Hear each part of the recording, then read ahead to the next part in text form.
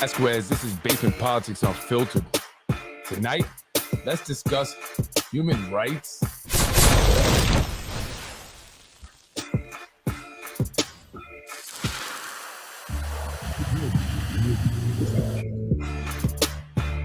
Good evening, folks. Happy Saturday. It is January 28th, 2023.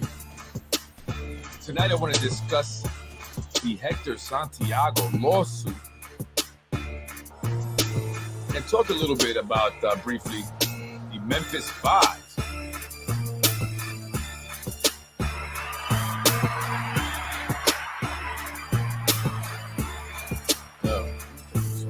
I was joking about the stars.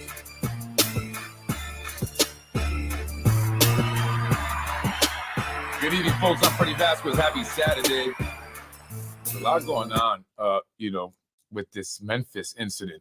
Wow. I saw some of the videos. I was up last night just kind of watching and recording some of it because I plan on coming back on with Anthony DiMaggio, former Yonkers police lieutenant, as you may know or may not know, who joined me yesterday on the podcast. And again, I want to go over with him and get a police officer's perspective. I mean, even he's looking at that like, wow, that's crazy. And I don't know if I that's like the worst case I've seen of police brutality. I mean, he was literally beaten to death, right? And, I know they have been comparing it to Rodney King, but Rodney King lived, right? That's the difference. Rodney King lived, and he also sued and got to go on with his life a bit richer, although he took a beating. But Tyree Nichols did not survive. He didn't survive. And I'll talk about that in a minute. I want to first go over Hector Santiago's lawsuit here over his civil rights. So we're just discussing civil rights today, right? Civil rights violations. Hector Santiago plans to sue. He has a new attorney, Human Rights Commissioner Hector Santiago, intent on suing city over civil rights violation. Wait a minute. Human Rights Commissioner? Hector Santiago is the Human Rights Commissioner? Where have I been? Hector Santiago intends to sue the city of Yonkers over the claim his civil rights were violated last year during a city council meeting on term limits. Santiago is a human rights commissioner for the city and also, maybe it's one of many, and also the founder of Stop and Shake, the Stop and Shake program, which aims to bring police and their communities closer together, which, it surprised me that he was involved in this incident because of Stop and Shake. The incident, the city of Yonkers proposed a change to their charter to extend the term limits on November 22nd. Spurring this change was the current mayor, Mike Spano, who was at the end of his third and final term.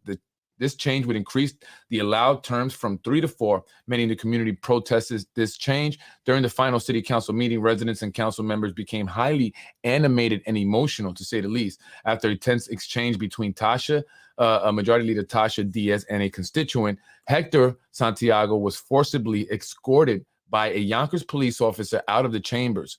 YPD has since stated that Santiago was removed for being verbally disruptive and yelling explicitives.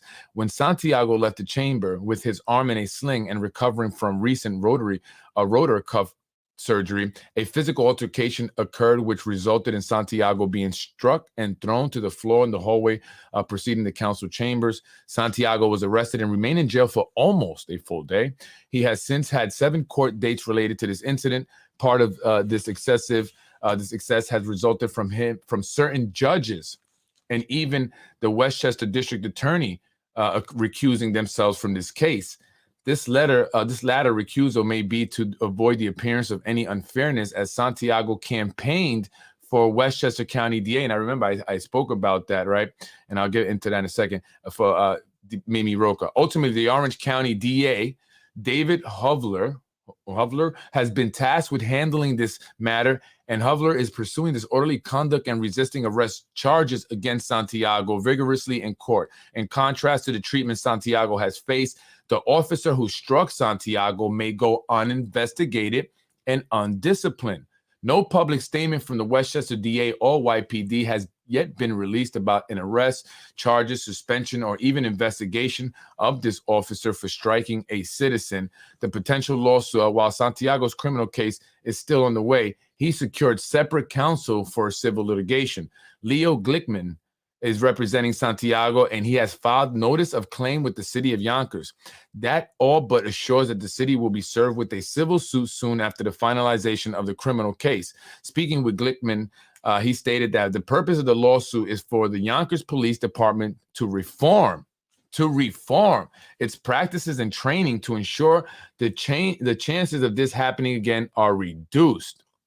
Depending on the verdict, in the criminal case, Santiago may sue for false arrest and malicious prosecution. And regardless of the verdict, Santiago will likely seek relief over the use of excessive force. The relief sought would include compensatory damages to cover the physical injuries and distress incurred by Santiago as a result of the assault. Furthermore, an apology from the YPD and a full investigation into the officer will be requested. And on that, Glickman concluded that the officer was caught on video committing a crime and he should have been investigated and prosecuted.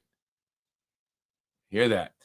Hear that? He was caught on video committing a crime is what Hector Santiago's attorney says there. What do you folks think about that? You know, Hector Santiago, and I posted a picture of it, is a member of the Human Rights Commission here in the city of Yonkers, right? And his human rights were violated. At least that's what he and his attorney are alleging, right? And let's take a look at that. What is it? Anybody know about the human rights? Anybody know that they exist, that we have one here? Many people may not know this, right?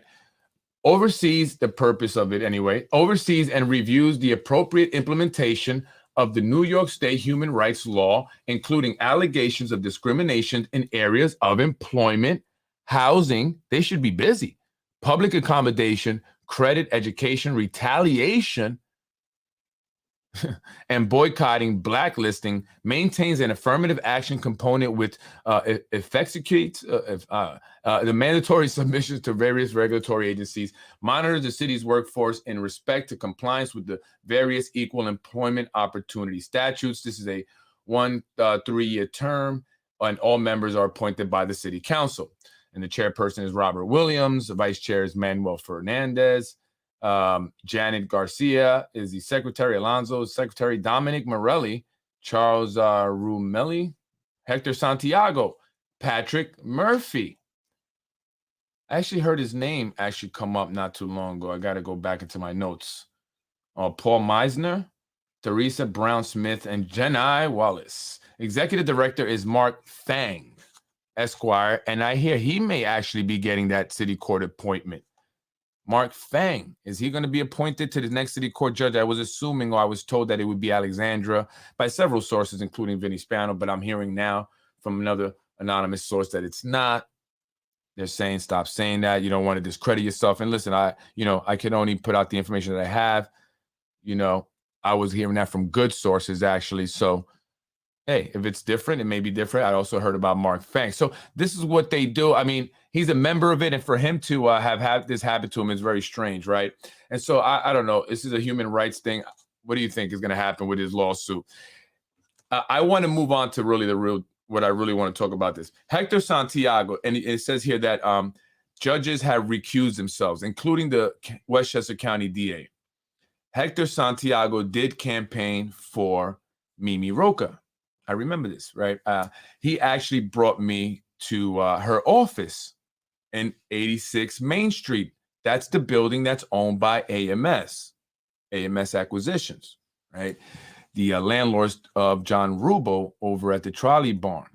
And he showed me the office where she had her, marketing material, her campaign literature and stuff. And they also she had a 3D printing machine in there, which she was printing the little things that they put to make the mask wearing more comfortable. And, he was very, happy to be assisting and helping in the campaign. I think he even said he was the, maybe the Yonkers, I guess, campaign, leader there. I don't know what they call that exactly.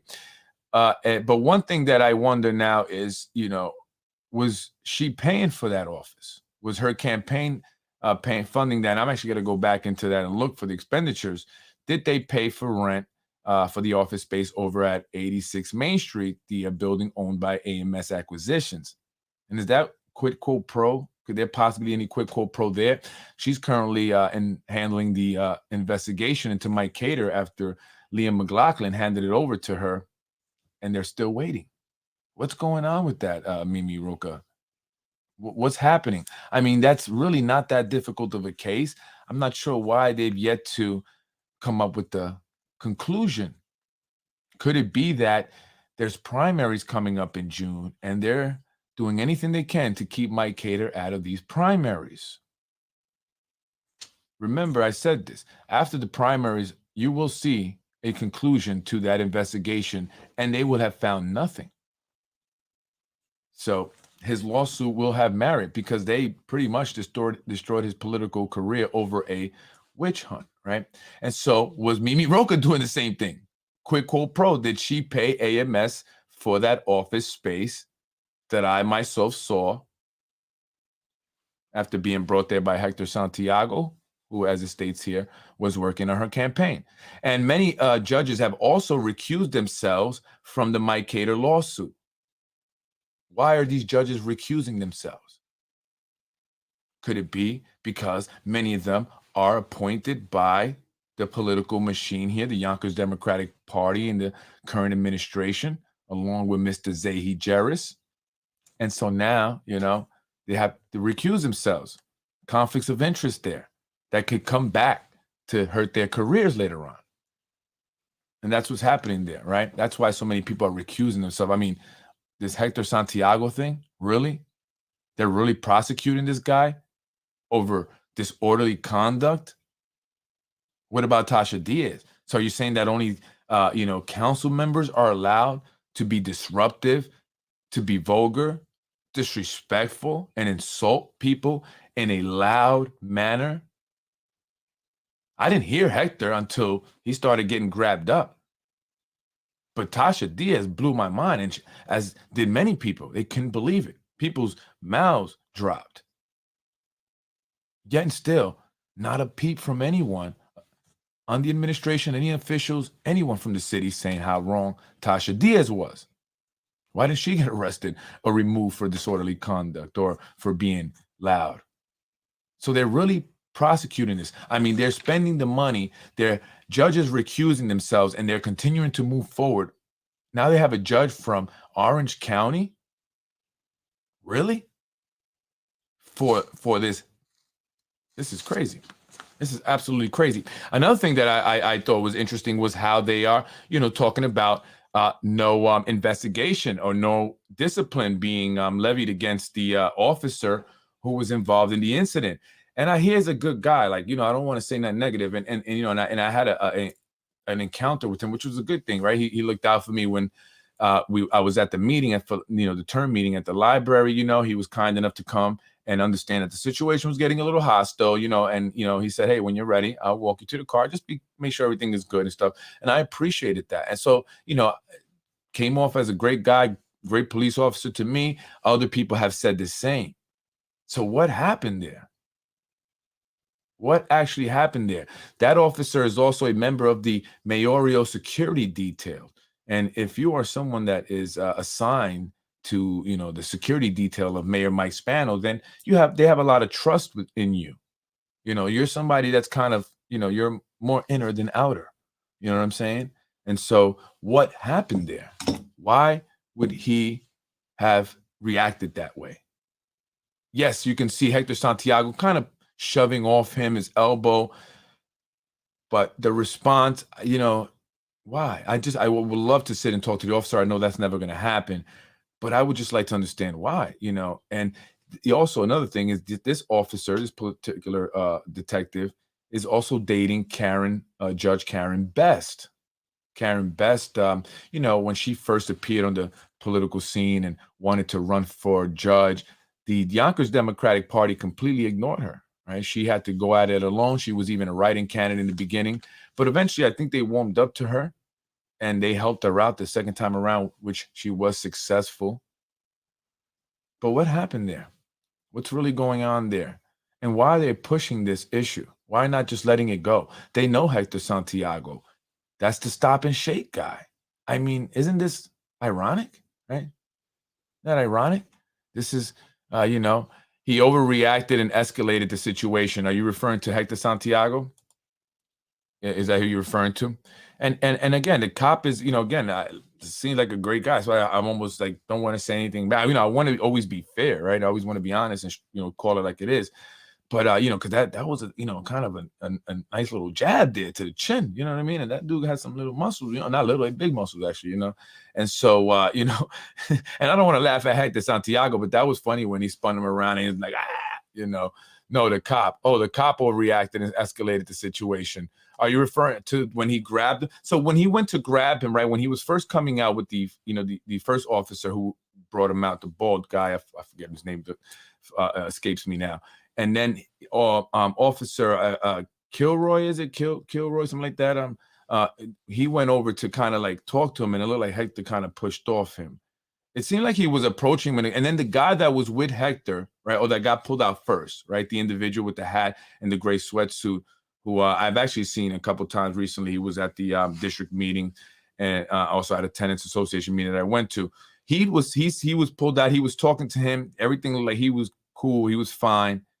And then Hector came out with, and then just kind of took off from there. And then I saw that he went and kind of got in the middle. Like he was trying to, I don't know if he was trying to help Hector or he looked like he got in the middle between between the cops and Hector, but he had his hands up. And then he was, actually allowed to go back in. Hector was not. He went to jail, I guess, as we know now. I just don't understand what happened there exactly. That's very strange. I mean, again, Hector is part of the Yonkers Human Rights Commission. Right, he's a human rights commissioner. He is also the founding member and individual that founded Stop and Shake, which is supposed to help bridge, the gap between the community and police officers. Create this, more, this unity between the two groups, right? And so, what happened there? I mean, I would think that wouldn't happen. He's the expert on this, right? He would know how to, engage officers in that manner. And why not just say, okay, officer, let me step outside and speak to them? How did it get there? I wish I asked Hector Santiago to come on the show. I doubt I'll get anyone from the city. Maybe someone can send me an anonymous email to let me know exactly what's going on there, because that turned into a real, ish show between Tasha Diaz and what happened outside. I mean, I don't know. Were we supposed to be distracted from something that happened afterwards? Something with the developers and the zoning and the meeting that took place once everything died down and most people went home? I don't know. I don't know. I think it looked like the guy in the sweatsuit just went to say something to Hector, and the detective left him and grabbed Hector's arm. Hector pushed away, and the detective punched Hector. Yeah, that's what I'm saying. Like, and I agree with that. I don't see. He did. I get it. I get he kind of, pushed off. He did, but I don't know if the jab, because that jab was, you know what I mean? That was kind of, the comeback was a little, a lot more, you know what I'm saying? But I get it. I don't know. I'm not a cop. I don't want to second guess. I don't know. Maybe Hector could come on the show. Let me know what was, said to each other, right? We don't have any audio, so we don't know if there were words that were exchanged, or maybe Hector had said something to him, after he pushed off that he didn't like, I don't know. Who knows, right? Now, what if we hear audio? Let's just say, I'm not saying this happened. But what if we heard the audio and Hector said the N-word to him? Like, get off me, you N.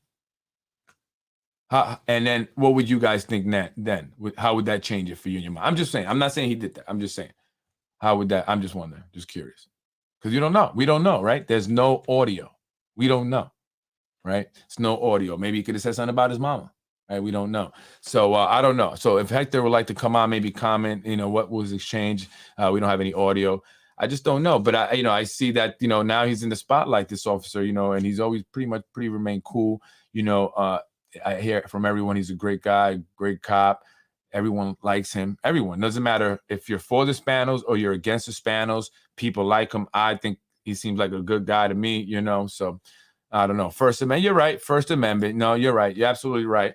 But still, sometimes, and I've learned to let whatever people have texted me and all that, whatever, you know what I'm saying? But it does, it can, can kind of get you upset though, and especially when you deal with it, as an officer. And I had I know someone who was a police officer in the city, and Hispanic woman. And she said, many people don't understand what we deal with day in, day out, right? And not trying to justify or, make any excuses, but over time, it comes like, it's just, this, when you go there and people are arguing, and then they say, then they'll be back together again. So then we get called 2 weeks later, and then they're fighting again. But then we're like, yo, you got to just leave the guy, right? Because they get a lot of domestic stuff, and it's just like dealing with grown adults who are just bickering all the time and stuff. So it's just a lot that they deal with. Their lives are in danger. So, we don't know sometimes where their head's at. Maybe they should do like a psych eval for officers every so often, right? Just to assure that, the job has not gotten to them, psychologically. And it's okay if it does. I mean, I would imagine some of the things that police officers see and go through on the job, right? So, we have to think about that, right? And speaking of police officers, I was watching the video from the Memphis, I call the Memphis 5. I don't understand that either. Maybe just because I wouldn't do any of it. I don't get it, and if you didn't see the video, it is graphic. I'm not going to really show it. Again, I'm going to go over this with on a podcast, hopefully soon, with Anthony DiMaggio to get a police officer's perspective. But this is bad. I mean, they literally just beat the guy. And what's different about this, the cops are 5 black police officers, right? We're so used to hearing a white officer, killing or beating a black unarmed suspect or man, whatever. But we don't see usually this. 5 black police officers getting arrested for the death of a man that they were, I don't know if they were trying to arrest him or they were just beating him up. I can't tell the difference. I can't tell. That looked like a gang assault, right? That looked like gang members jumping some dude that was from the opposite gang. I can't imagine these big dudes, and you see how big they are in the videos, would have trouble getting his hands behind his back. And I get it. I've never been a cop, but I've done crisis intervention. We've had to restrain, students who were big. I mean, high school students, right? And it literally would take, several adult men, because, people, especially if you don't want to hurt them, it's even more difficult. You don't want to hurt people, and especially with the students. So you have to do it in a way. So you're limited. But, these guys, I mean, they didn't seem to have any problems hurting this man. I mean, at one point you see one cop running towards him who got there after he was already down and just punts his face. Like he tried to punt his face, just kicked him. And I didn't understand what that was about. It's just crazy. The 4 of the 5 Memphis police officers charged with murder were able to make bail or bonded. They were killing of 29-year-old Tyree Nichols was the victim's name. They all, but one of them made bond. 4 of them had $250,000 bond, while one had a $350,000 bond. He has not been able to make, and he remains in jail currently. But that's crazy. These are the individuals here. And, Memphis, I'm not sure if you guys are familiar with Memphis. Been to a lot of places, in the South and in the Midwest. And Memphis is currently is very poor city. Certain parts of Memphis are very, very, very tough. The crime is very high. People carry guns there, right? It's easier access to guns. I mean, you can see a guy literally, at a tire shop changing a tire, the owner of a tire shop changing someone's tire with a gun in a holster as he does it. And so I'm just trying to give you some idea or perspective of, how dangerous it is there. I would definitely say it's a lot more dangerous than Yonkers. It could quite possibly be at this point more dangerous than New York City. It's bad there. And it's very poor, it's very impoverished. So people are very desperate out there. Very desperate. And so, again, going back to the officer that I know who's retired, these guys probably got into this rhythm of treating everyone the same, being so used to dealing with, having to chase individuals and suspects and fight with them. And that's not an excuse. But I'm just trying to understand, why they would do this. And some people have said to me, Freddie, what? I mean, this is a black guy that they did this to, and they're black. And that didn't really surprise me because I've said this many times already. Doesn't matter the color. I've seen white cops beat white people. I've seen black cops beat black people. And in my experiences, the worst cops have been Hispanic cops. I don't know why. They've been the most disrespectful to me. White cops have been the best. Black cops, have been good to me also. Right? But Hispanic cops, I don't know. What's the issue there? I don't know what it is. In fact, I was pulled over very recently, and the officer, misunderstood what I was doing, I think. And I did, go on the opposite lane. But the reason was because I was trying to avoid being hit as some guy pulled out of a parking lot, just jumped out. And the only option for me was to kind of go into the other lane to avoid hitting him. But I couldn't get back over immediately because there was another car in front of him. So, it wasn't just because I wanted to do that. So, but he was very respectful. And I apologized to him and I was respectful. And I have respect for these guys, the officers, they have a tough job. They have a tough job. With that being said, what happened, that night where these officers were beating that guy is just unacceptable and it's unbelievable. The former officers, who are all black, each face charges of second-degree murder, aggravated assault, aggravated kidnapping, official misconduct, and official oppression. Black cops, black guys oppressing another black man. At least two of the officers, including Martin and Mills, are expected to plead not guilty, according to their lawyers. No one out there that night intended for Tyree Nichols to die, Martin's lawyer, William Massey, says. Shelby County District Attorney Steve Mulroy said during the news conference on Thursday that the officers are all responsible for Nichols' death. So the district attorney is already saying they're responsible. They're, obviously, you have to, right? They don't want, riots and people protesting. It's almost like now, mayors, at least the smart ones, consider that, right? And they're also at the mercy of, the groups like Antifa and others coming out and doing damage. Not all. Many people go out there to protest peacefully, but then that attracts a segment, that's just an element that's just not wanted and creates problems, right? And so they were very concerned with that. And so they were asking that the people, please, just wait it out. They understood that people want to protest and rally. That's fine. But just to keep it, peaceful, do not destroy property, right? This is not just a professional failing. This is a failing of basic humanity toward another individual, Davis said Wednesday, saying the 5 officers and others who were involved in his death failed our community and they failed the Nichols family. That is beyond regrettable. I expect our citizens to exercise their First Amendment right to protest, to demand action and results. But she continued, we need to ensure our community is safe in this process. She added that this is not a reflection of the good work that many Memphis police officers do every day. What comes next is our defining moment. What will we do next can be that reflection of our character. So the family is represented by civil rights attorney Ben Crump, and he's like to make himself known and stuff. So I don't know what happened there. And again, with Hector Santiago, the same thing. What happened there between the police officers and that individual Tyree Nichols that night in Memphis, and what happened between officers here in the city of Yonkers and Hector Santiago, the stop and shake guy, the guy that walked all the way up to Albany in order to bring awareness to mental health. What happened? What happened? I feel like there was a setup that night. I feel like there was some kind of setup, some kind of force at work that kind of, created that mess that night. I don't know. Something strange about that whole thing. I mean, Hector Santiago, and some people said that he had shouted, be quiet and vote, or shut up and vote to Tasha as she was screaming to constituents.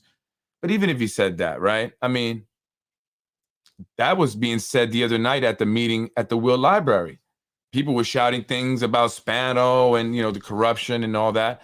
That didn't trigger police officers to rush over to anyone and grab them to pull them out. In fact, there was only one uniformed police officer there. That's right. There was only one uniformed police officer at the Will Library. Unlike that night where Hector Santiago was pulled out, where there was a squad of plainclothes officers wearing pullovers with little logos that really, could be mistaken for anything.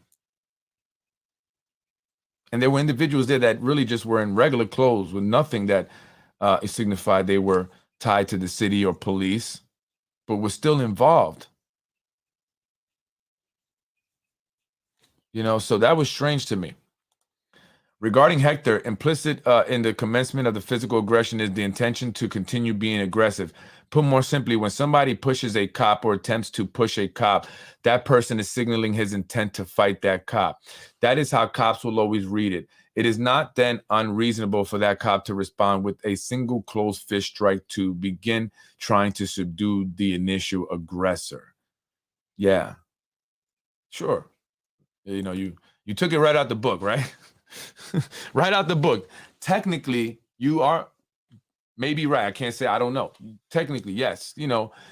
Now in the real world where we have to exercise, some, we have to, kind of think about things, right? We can't just, did that really warrant, being punched with a closed fist? A guy who's already in a sling, a guy that they're familiar with to begin with, right? Why did he even get to that point where he's being pulled out and he's having to push off? Why not just grab his one arm and put it behind his back and put him against the wall? Do you always subdue a quote unquote suspect? I'm just going to say that because right at that point he became a suspect, right? If he does that to an officer as, really aggressive, where you got to, punch him, what I'm saying? Because he kind of didn't really do much with that push off, right? It wasn't a whole lot of, you know what I mean? And he kind of was about to keep walking until he got, till he squared up and punched him in the chin. And come on, Hector. I mean, I'm just saying. So, I mean, do you exercise kind of, your judgment, your own judgment, even though, yes, you have what you said, right? That's, we can say that to be true, right? So, right, technically, if he becomes aggressive or he puts his hand on a police officer, he becomes an aggressor, and they can read that as an intent to want to fight. But they can also read it as someone being a bit frustrating. Maybe he shouldn't have done that, right? But I'm not going to react with a punch that could knock him out and kill him, because that's happened before, right? In Florida, they would call it a one-punch homicide. All it takes is one punch. You could punch someone, kill them just by punching them, or they can fall to the ground and hit their head and die. So you have to exercise, good judgment, right? Just like with these police officers in Memphis. And I'm not comparing it. I'm just saying that they didn't exercise good judgment, right? Obviously, they went overboard to the extreme. To the extreme. So, why not say, okay, I'm not going to react this way. So if someone reacts that way or something like that, because if that's the case, man, and what about regular people, right? What about citizens like me that I'm not a police officer? Somebody kind of does that to me, and then boom. Would I be justified? Would I be, or could I go to jail for assault? Because I mean, the guy kind of just really, because people have kind of come put their hands close to me, right? So, I'm just wondering what, how does that work for people who are not police officers, right? And stuff like that. So I don't know. I just think that, and I'm not against the officer. Again, he's, everybody said good things about him. Not one person that has mentioned him has said anything bad about the officer. Not one. Not one. So I'm wondering what happened. Like what, because his demeanor doesn't seem that, right? Even if he kind of pushed off a little bit, demeanor is the type that would might have been like, yo, you all right, man? You got a problem? You're gonna do that? I could take you to jail, right? Because they know him. The mayor knows Hector Santiago, Vinny Spano. I mean, who doesn't know Hector Santiago that was in that room? At least everyone that's somebody to, that can do something, right, knows him. So, I mean, I don't get that, That's just what I don't understand. And so, I don't know. I just maybe somebody could give me some better insight or give me a piece that we don't know, and we can kind of put that together. But that's another lawsuit for the city of Yonkers as a result of this current administration. Who's going to pay for that ultimately? The taxpayers. So, I mean, again, this is, another reason why we need to change the way things are in government. I mean, we have to vote the individuals that are up for reelection out. We have an opportunity here to move in a different direction. And so we have to, make sure that that's what we do come June and general elections, that we continue to vote to move in a different direction. Because, we are heading in a bad place. I really quick before I get off 30, the fire on Palisade. So I was over there, right? And someone said, there was an explosion just before the fire happened. And now I've heard that from a couple people. Now, I'm not saying that's what happened. I'm just putting it out there. I'm wondering if anyone else, maybe someone who might watch or is watching, heard the same thing. And they said something could have, been connected to Con Edison, right? Con Edison was doing work there on the street, and they were doing work, after, I believe. And so could there be something, and I thought of the Mulberry fire, 21 Mulberry, that happened maybe a week ago, where two people died, a mother and a son died in that fire.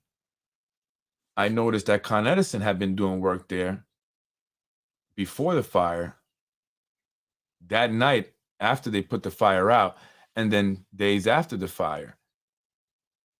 Both fires took place in areas right or next to where they are doing or about to do developments. And every time they get ready to do a development, they have Con Edison come in and they'll cut up the street and start to do gas line work and all that stuff. So is there something maybe we should be, looking into and making sure that Con Edison is not accidentally, I'm just saying, causing explosions? It wouldn't be the first time. It's not unusual. It's happened many times before. I don't know if you guys remember that townhome that exploded. I believe maybe it was in Harlem. I'm not sure. No, actually, that was due to a movie set they were doing there. But they've been, gas explosions, and the business, one of the businesses in that building was a restaurant. Right, so they had gas lines for the stoves or whatever other cooking things, and I'm just want to put it out there because a couple people have said that now. Someone even said that the firemen were even saying that, thinking that was the cause, some explosion. And the way that it, burned, the fire department is not too far from it. The new one that they built on School Street is really like, maybe 100 yards away. But that thing burned pretty hot. And also I hear that the new sprinkler or the fire suppression system that was installed did not work. It did not activate. It didn't, let off whatever it's supposed to let off, nor did it notify the fire department. And so I was wondering, either whoever installed it didn't know what they were doing, or it was an explosion that just completely knocked out the system so quickly, and it, damaged it so badly that it couldn't even do anything. It just failed right away. And so just by the look of how badly it burned, how much damage, it's something, definitely burned hot there. Something maybe happened. I don't know. I just want to put that out there. I think we should be aware. If it's, I'd rather, tell me, let me know if there's any possibility, because, people can die, right? This is dangerous stuff. So we should maybe look into that. And so I'll let you know as I get more information into what was the cause of that fire, if they're able to determine it at all. I will let you know. But there is some stuff going on there because, like I mentioned earlier today, fire investigators, arson from the county were there. And also, just the way certain individuals that are connected to that building, or, kind of officials that were around there, not officials, say like emergency service, first responders and all that around there, they were like, kind of something going on there. So I don't know. We'll see what happens. I'll let you know. But this infrastructure we have here is very old. It needs to be all redone, the sewage lines and all that. And we're just adding more strain to our infrastructure that really needs a major overhaul. Many of these buildings here in the city of Yonkers are over 100 years old. Many of our school buildings are over 100 years old. I think the oldest one is 132 years old. And so we're adding more, stress to that infrastructure in many ways without, fully doing an overhaul and, making sure that it can handle that without causing problems, along the way and even into the future. You know, I just wonder about that, right? Will it be able to handle these massive luxury rentals that are going up, that have gone up, all the people using water and the sewage and, gas and everything else? Right? Are we, headed for a big disaster? I don't know. I'm Freddy Vazquez, Basement Politics Unfiltered. Thank you for watching. All Yonkers residents must come out and vote in November. Yeah, that's right. Folks, we must head in a different direction. So that means that we have to vote the individuals that are there now out. You know, um, I know a lot of people are upset with the district maps, the new district maps. A lot of people are very upset about the fourth term. And I think that combined is really, motivating people and energizing people to speak out and come out and vote them out. That's what we need to do. It's no disrespect to anyone. It's not personal. It's just, y- I have a different, idea of what our government should look like, right? And maybe, I've been fortunate to travel different places and see what it looks like elsewhere. But Yonkers is just unique. It's a very unique, you know, we need an overhaul of our government, right? I've never seen it like anything like that. I mean, Tasha Diaz, talking about buttered chicken, in front of City Hall at a podium, and then yelling at constituents, calling them beggars at a live meeting for something so important as a term limit extension. And then we have that incident with Hector Santiago, another minority on minority incident there too, because there's a black cop and a Hispanic man. So I just feel like our government should be, I don't know how to put it without, I don't want to be they just need to be more qualified, more capable, more, sophisticated, more intelligent, right? Um, no, again, no disrespect, just saying, I mean, the way they carry themselves and conduct themselves in some of these meetings is truly unbelievable and is not becoming of politicians, elected officials, council members, whatever your position may be. And some of the things that these individuals do and have been involved in, what they do to stay in their, seats and their positions is unbelievable. And I can't believe that this is actually happening. It's really surreal. It's like, really? This is really what happens? This is crazy. This is crazy. And so we need to, move in a different directions. I'm calling all people from Yonkers, all people, who are tired of it. Many people are, whether you work for the city, you don't work for the city. People are tired. People have had enough. They're fed up and they want change. And unfortunately, right now, I don't know how much confidence people have in that change, but I'm hoping, that I and others can help really, change that attitude. And some people, I think people are like, I don't know if it's gonna, listen, folks, I feel confident that we are going to create change together, whether you're Republican or Democrat, doesn't matter. We want change. We want to head in a different direction.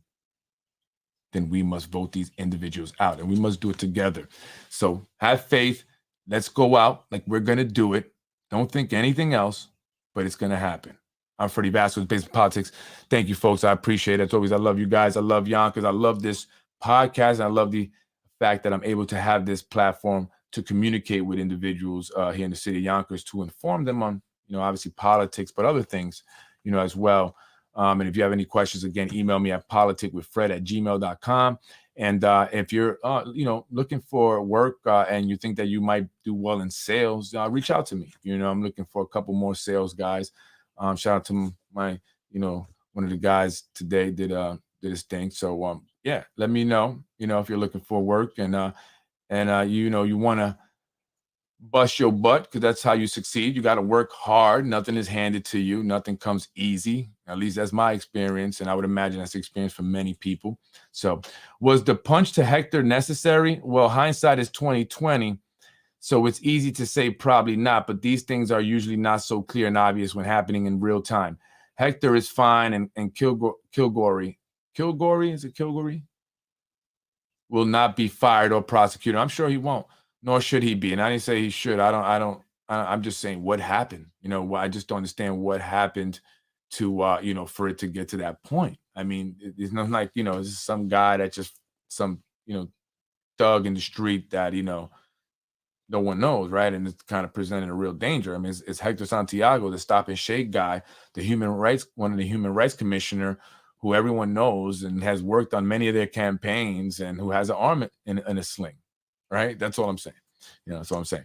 What happened in Memphis? I'm comparing in the sense of human rights, right? Whether, they beat the guy like they did in Memphis and killed him, or, what happened in Hector's situation, that still could be the potential for one's human rights to be violated, right? It may not be as extreme as Memphis, but there's still the potential for Hector's human rights to have been violated. So I'm not a judge. I'm not going to decide whether they were or not. I'm just saying that that's what he's going to be filing a lawsuit for, according to the Yonkers Ledger, which, by the way, is a new thing. I think I have my idea of who it is just by the way they're writing. But shout out to you. I like it. I like what they're trying to do there. Pretty cool. It's all about informing the people. That's what's important.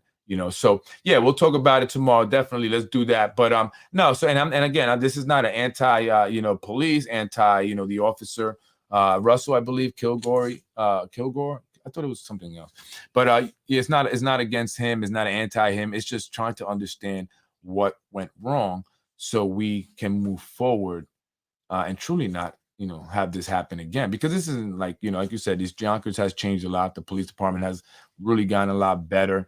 It's not the 90s, right? But, we still have room for improvement, as everyone does in life. That's what it is. I know you're not comparing this, and I'm just stating the obvious. No, yeah. All right. Well, we'll talk about it. Anyway, folks, I'm Freddy Vazquez, Basement Politics. Thank you, folks. Make sure we come out, we speak out. Email me, Politics with Fred. Send me more information. Thank you to the people who have been recently emailing me, and I appreciate that. Thank you for the tips from certain individuals who are kind of guiding me and pointing me in a certain direction. I'm like doing some investigations right now. Too bad I really can't get paid for this, man. I do enjoy it. I should have been a detective, Anthony, but Yonkers wouldn't hire me. I'm Freddy Vazquez. Thank you, folks. Have a beautiful and blessed evening and rest of the week. And may see you tomorrow. Peace out.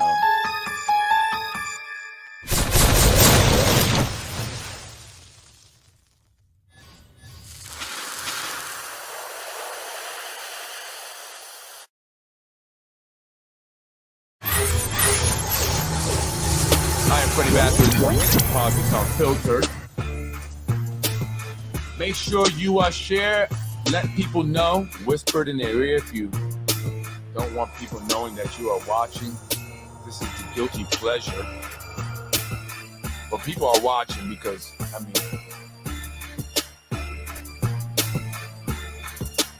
shout out to all the people that say hello to me when I'm out there. Yo. That's kind of interesting. Thank you. And to police officers, shout out to you as well. Be safe out there. I have a lot of respect for you. Thank you for everything you guys do. And I say that, and I genuinely mean that, and I was talking to a police officer today. I won't say too much of that, but I just want to say thank you for everything you guys do. I appreciate that. As always, I never mean any disrespect or anything. I do like to get my point across as well, but it's never about disrespect, though. It's about conversation. But thank you guys. I appreciate everything you do. The firemen as well. Thank you for the work you guys did over there in Palisade. It's a dangerous job. It is. Firemen are a dangerous job. So thank you. And guys, be safe, because for some reason my Nostradamus senses are tingling, and I would imagine we are going to be seeing more fires in Yonkers. Just a hunch. My Nostradamus senses. Freddy wins. Fatality. You're watching Basement Politics with my dad, Freddy Vazquez. You're watching Basement Politics with my dad, Freddy Vazquez. Thank you for watching Basement Politics with my husband, Freddy Vazquez. Freddy wins. No!